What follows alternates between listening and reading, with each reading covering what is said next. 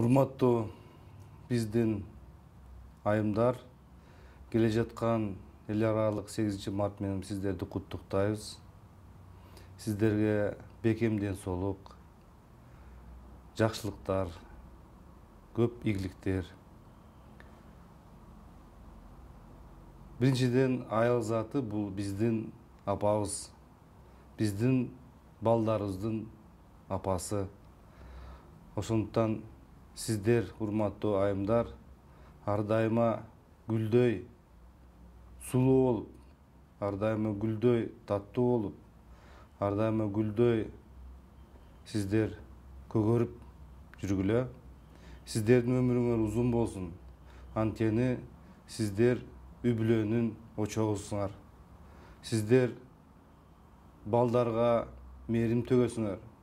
Балдарыбызга тарбия бересиңер, балдарыбызга ден соолук бересиңер. Сиздерге биз каалайбыз, биздин астыбызда күлүп, жайнап, биздин үйдө ар дайым манаңыз ачык болсун деп каалайбыз. Дагы бир жолу сиздерди 8-март менен чын жүрөктөн куттуктайбыз. Жаз майрамы бул 8-март менен келе жатат.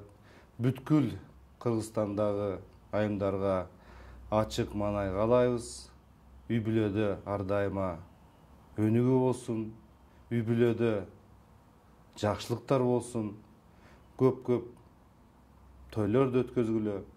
Уул той, кыз той, жентек той, небере той деген жакшылыктын үстүндө ак дасторкондун төрүндө отуруп, бизге ар дайым бата берип жүрөңүздөр. Сиздерге чоң рахмат. Дагы бир жолу майрамыңыздар менен.